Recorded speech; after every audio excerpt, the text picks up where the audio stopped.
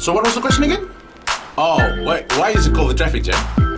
Well, you know, the reason is, it's because I have two really cool cars. Seriously cool cars. And I love drifting, racing, because I am fast and slick, and plus I like to create a bit of traffic jam myself with a whole lot of great music. Bulumnaka, my name is Real, your host and DJ, right here on the Today FM Traffic Jam every weekday from 3 p.m. to 7. Right here on Today FM, today's hit music.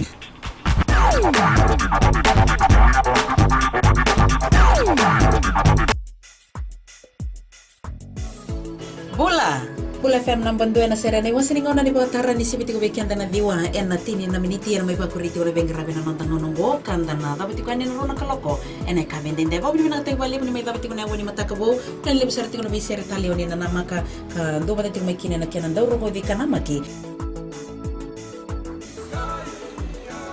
Bula binaka ayo salamilawa do batiki ya wana batara na woni dio na kaloko moni tiki na barumbuka ena Bula FM nambandua ena sere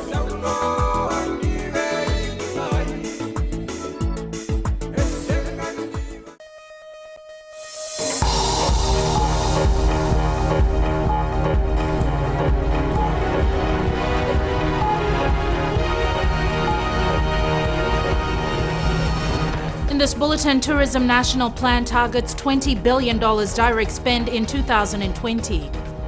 New survey underway to gain better understanding of needs of Fijians about financial services and products. An Information Permanent Secretary resigns after 4 years of service.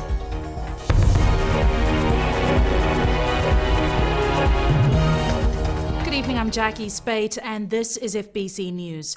The annual Tourism Fiji Industry Day was held today at the Intercontinental Resort in Singatoka, an opportunity for stakeholders to map future plans for new marketing strategies. Christopher Chand reports under a 5-year national development plan, tourism hopes to achieve a direct tourist spend of $2 billion by 2020.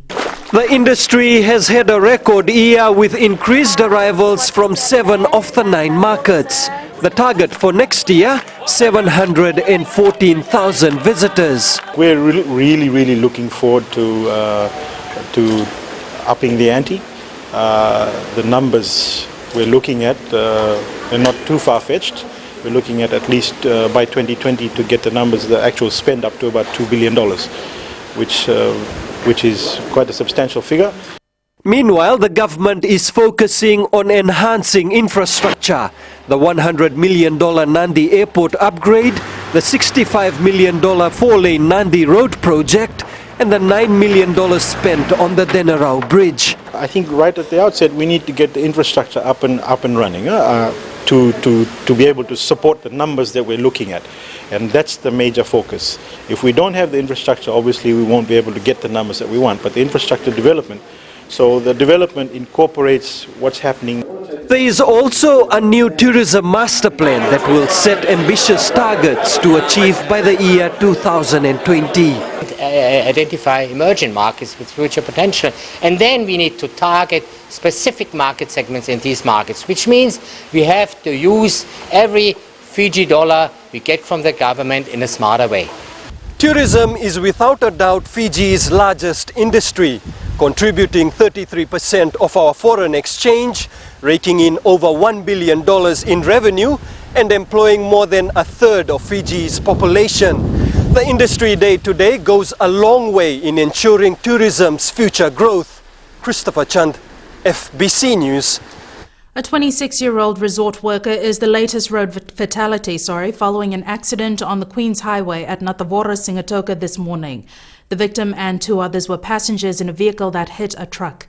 It is alleged the driver of the private vehicle lost control as a result of speeding in loose gravel on a portion of the road that was still under construction. The driver of the car is yet to be questioned as he is admitted at the Singatoka hospital. An investigation is underway into the accident. A new survey has started to gain a better understanding of the needs of Fijians in regard to financial services and products. The Reserve Bank of Fiji and the Fiji Bureau of Statistics and the Pacific Financial Inclusion Program are conducting the 8-week National Demand Side Survey. A sample size of 1,000 adults will be randomly selected from different households across Fiji, from rural, urban and maritime areas, to ensure a nationally representative sample for the survey. The survey will establish baseline data on access, usage and quality of the financial services and products currently available to all Fijians from the viewpoint of the customer. The results of the survey will be used to develop solutions to address the gaps as well as to monitor the growth of financial inclusion. Rain in the last 2 weeks has brought short-term relief for farmers in the West, but there is still a long way to go before the agriculture sector gets back on its feet. Rashika Kumar has the details. It isn't exactly what farmers are praying for, but it's a relief for those who have been watching their crops dry and livestock suffer. Acting Principal Agriculture Officer West, Doliame Maniwalala, says farmers have started cultivating, but more rain is needed for the land to fully recover from the last 6 months. Even though that we received quite substantial rainfall in the last 2 weeks, conditions continue to be dry. And we are hoping that since we are going into this rainy season, we are hoping for more rain so that farmers will be able to cultivate the land that is currently idle right now, which needs to be cultivated. Maniwalala confirms fresh grass is starting to grow after the recent rain and there is more pasture for livestock. Most farmers, however, are still relying on assistance from the Agriculture Ministry to source water for their fields and farm animals. We have to provide water, which is a necessity for the animals to thrive. So farmers that continue to plant near the riverside, we have to provide them with water pumps and pipes to assist them with irrigation. We had initially formed 8 teams for the West, but since now we are receiving rainfall every now and then, for those that really need, will need to contact our office throughout the Western Division for any assistance on irrigation. The prices of vegetables has increased in the last few months. With the current wet spell and the upcoming rainy season, the Agriculture Office is hoping condition improves and prices of vegetables normalize. Rashika Kumar, FBC News. The Permanent Secretary for Information, Sharon Smith-Johns, is leaving the government after more than 4 years in office. Information Minister Aisaid Qayyum announced Smith-Johns' resignation and thanked her for her service. Prime Minister Vorengem Bainimarama has also paid a fulsome tribute to the outgoing Permanent Secretary. He says Smith-Johns has been a trusted colleague during some of the most testing periods in Fiji's recent history, and he personally wanted to thank her for her dedication and loyalty. Smith-Johns says she intends to pursue opportunities in the private sector. Coming up, visit of Commander of French Armed Forces of New Caledonia aims to strengthen ties between our two countries.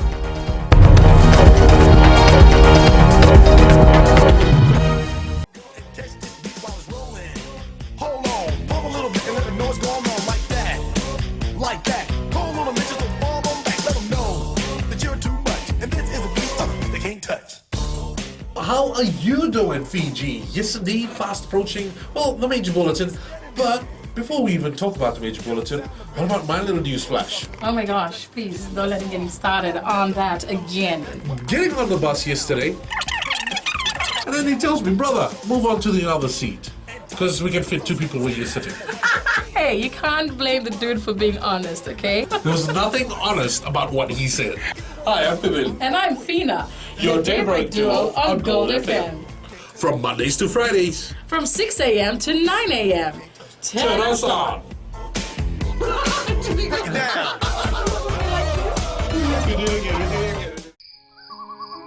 मेरा चांद मुझे आया है नजर, ऐ रात जरा थम थम के गुजर। छाया है नशा मेरे आंखों पर, ऐ रात जरा थम थम के गुजर। रह जाए ना प्यासा मेरा प्यार, मेरे बाहों में भर दे मेरा यार, ऐ रात जरा थम थम के गुजर, ऐ रात जरा थम थम के गुजर। हाय मेरे मिर्ची एफएम पर मैं हूं जितेंद्र शांडिल शामिल हो जाएगा हमारे साथ टुनाइट शो में Monday to Friday from 7 PM to 12 AM Mirchi FM it's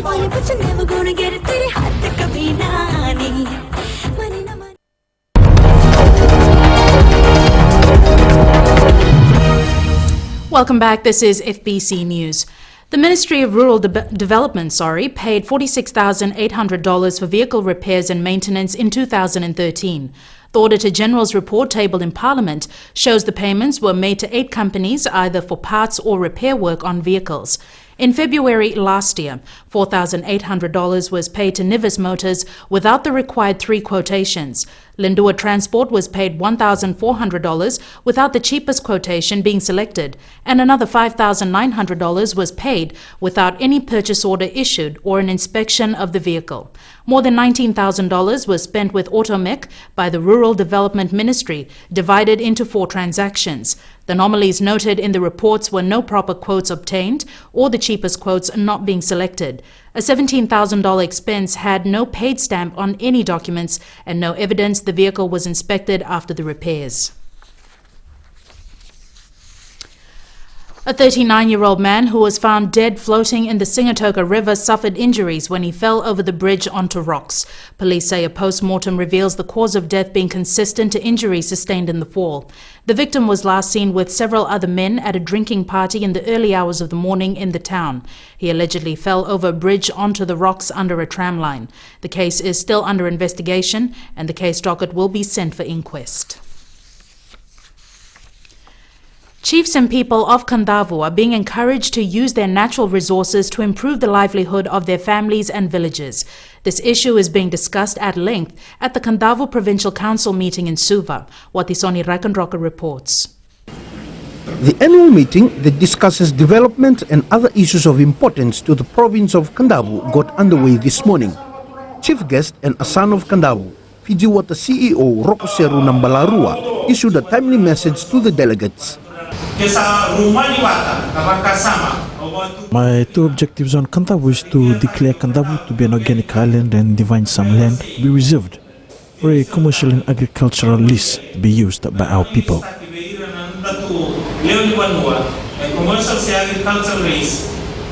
Over the next 2 days, the meeting will discuss development projects and the operational budget for the province. The Kadavu Provincial Council meeting comprises of the 9 chiefs from each district, 12 district council reps, 4 provincial reps from around the country, 4 reps selected by the Ministry of Itauke Affairs, a rep each from women and young people. All the resolutions that do surface during this meeting at Itikina, it's normally finalized and analyzed and verified by the provincial council before it is implemented by government. Kadavu has a population of about 10,000 people and is considered to be rich in natural resources. However, due to limited infrastructure development on the island, a lot of the resources are untapped. The delegates are hoping their discussions will lead to development for the betterment of the province. Watisoni Rekonroka, FBC News. The commander of the French Armed Forces in New Caledonia has met with his Fijian counterparts. Shireen Lata reports his visit aims to strengthen ties between our 2 countries. Brigadier General Luc de Revel says the meeting is to develop and deepen military relations and cooperation between the 2 countries. We have some meetings with Fijian officials, in particular with the Minister of Defense and Minister in charge of natural disasters, and with the Chief of Defense. And we talk about our cooperation, how to develop the military cooperation between our 2 countries. He said the first visit was to initiate talks and set the platform for further discussions. Commander Luc de Revel says the whole idea is to understand each other's perspective as well as priority areas and objectives. The aim is not today to determine exactly what kind of actions, but to understand each other what are your objectives, what are your priorities, what are our objectives, and how we can determine together all these objectives, because it's very important for us and from Fiji to have military cooperation. Brigadier General De Revel also expressed hope to see the relationship progress to the next level in 2015. To work together with the Fijian authorities and especially with the staff to determine the next step. In our point of view, in our views, and we share this view with General Itonga this morning, I think the first step will be staff talks, because it's necessary to organize. The French military delegation returns to New Caledonia today. The last time Fiji had a French military personnel in the country was 8 years ago. Sharin Lata, FBC News. Organisers of World Food Day celebrations today are hoping to spread the word about the benefits of backyard gardening. As Savara Tambor reports, the message is being driven home to students so that they will encourage their families to develop their own gardens. These are the fruits of the students' labour. Fresh fruits and vegetables that can easily be grown at home. And this is the message the Health Ministry wants to send to through the children. We want them to go back to their families and tell their parents and families how to eat healthy food and live a healthy style. The World Food Day program, funded by AusAid, has been an eye-opener for these students. We have to eat healthy foods so we can be strong and healthy and keep our bones strong. It encourages our students and people living out there that we're supposed to eat healthy foods and all the foods that are displayed. So we have to plant our own food instead of going to the market and wasting time buying all the food. The theme for the day focuses students' attention on the significant role of family farming in eradicating hunger and poverty, providing food security and nutrition, and also improving livelihood. With this, we have teach them how to prepare seedlings, how to transplant them, and planting flowers. And now we're selling them, showing them that you can actually make money. And in the long term, you might not survive the education, from year 8 to year 13. So you can rely on all this backyard farming to sustain you in life.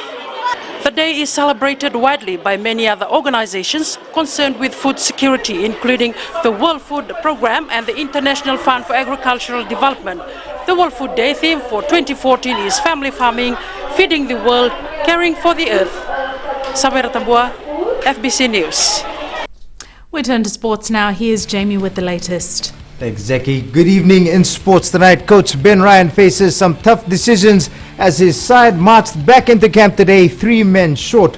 NFRU hope to develop more coaches to take up overseas contracts. Details after the break.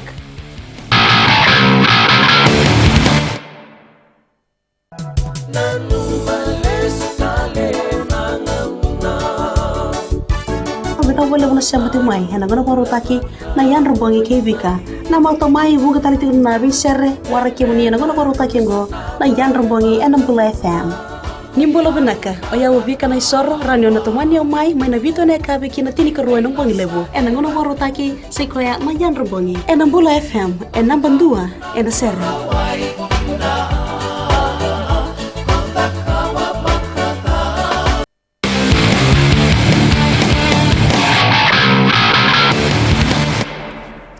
Welcome back. Vodafone Fiji Sevens coach Ben Ryan will be making a decision later this week on which new players to bring into the national squad.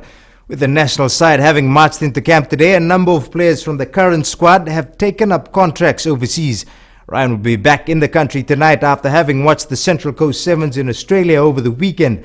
Fiji team manager Ropate Kauvesi says it is disappointing that some players who have been part of the squad have taken up contracts overseas without informing team management.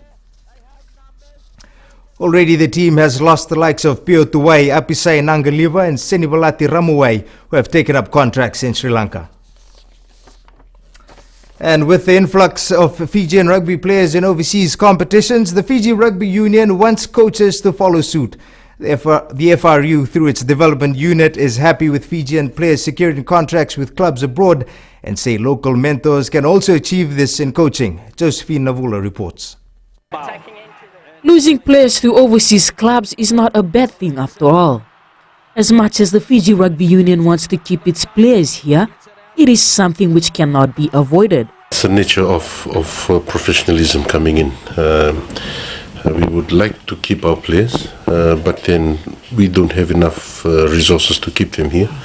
Sorovaki adds that migration of the players is not a new thing in the sport. With Sevens playing a very big part now in the Olympic Games, a lot of countries are looking to Fiji to take coaches, and you cannot move unless you have a certification or a certificate. However, the union says with the 2016 Olympics around the corner, coaches can also jump onto the bandwagon. It's a trend all over the world, player migration. They are looking for greener pastures, they're looking for monetary rewards, and Fiji is no exception. Meanwhile, Sorovaki says he and his team will continue carrying out development programs around the country. Josephine Navula, FBC Sports. The inaugural OFC President's Cup football tournament will help the Fiji Under-20 football side prepare for the 2015 World Cup, says National Team Technical Advisor Frank Farina. The tournament in New Zealand next month will see teams from around the region and Asia do battle in Auckland. The Fiji Under-20 will first play 4 build-up games in Australia from next week before making its way to New Zealand. The more the team plays together, against good opposition, the better they will be for it, for their understanding and working together as a team. So I think, the more games that you can get, the better for the team. The President Cup starts on November 17th. It's that time of the year again when the race that stops the nation draws nearer. The 2014 Melbourne Cup is just a week away, and as usual, the hype has started. Rohit Dev with the details. Well, basically, the field of 24, all the horses got a chance to win the Melbourne Cup. It's very hard to say which horse, but the final field will be coming out on Saturday. The Offer is trained very well in Melbourne. He's been favourite for the race all winter, but we just need a bit more rain for some heavy ground, and hopefully he can go very well. He won a Group 1 last year in Sydney, so we're very confident. Charlie Austin struck twice as Queen's Park Rangers lifted themselves off the bottom of the English Premier League football points table with a 2-0 victory over Aston Villa. Here are the goals. The hoodoo for Villa continues as the side has now lost 5 games in a row and have gone more than 8 hours without a goal in the Premier League. And finally, it wasn't quite the fanfare the New Zealand All Blacks are used to as the team arrived in Chicago virtually unnoticed for their historic clash with the United States. That was your sports for tonight. Good evening.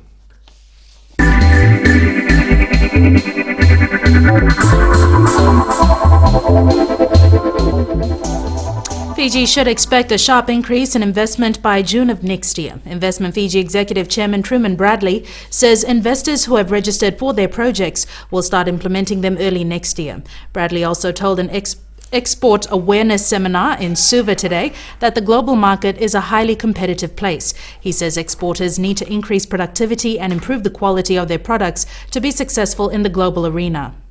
At the moment, we have great numbers of investors coming to Fiji. We've had good numbers previously before the elections, and what we're seeing now is that solidification. People are starting to come back into Fiji. We have large projects on at the moment throughout Fiji. Momi's just gone forward at last. We've got the Pearl down in Denarau, down in Pacific Harbour. There's a lot of projects happening, even on outer islands. So we're going to see great investment going forward. Bradley says Fiji is ready and awaiting the investment boom.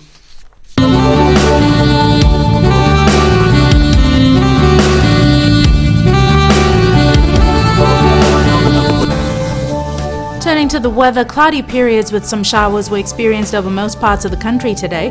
A trough of low pressure with associated cloud and rain remains slow-moving over Solomons and extends southeastwards over the northern parts of Fiji and Tonga. Meanwhile, a frontal system also lies over the southern parts of Fiji and Tonga. Temperatures varied from 26 degrees in Suva to 30 in Lambasa and Nandi. The other 3 centres recorded the highest temperature of 29 at 3 p.m. today. Tomorrow's forecast, occasional rain over Vanua Levo and nearby smaller islands, Taveuni and the Lau Group. Rain easing to showers, elsewhere some showers. Further outlook, expect some showers over the interior and eastern parts of the larger islands on Thursday. Afternoon or evening showers elsewhere. And recapping our main stories, a 5-year national development plan, tourism hopes to achieve a direct tourist spend of $2 billion by 2020. A new survey has started to gain a better understanding of the needs of Fijians in regards to financial services and products. And Investment Fiji says investors who have registered for their projects will start implementing them early next year. To our poll segment, our question this week, should there be a fireworks ban? Visit our FBC website www.fbc.com.fj to take part. Remember, you can send us newsworthy pictures and videos on email citizenseyes@fbc.com.fj or share it with us via Facebook page FBC News. And if you're on Twitter, follow and tweet us your news tips at FBC News or simply hashtag FBC News. That's all from us tonight. Till tomorrow, good evening.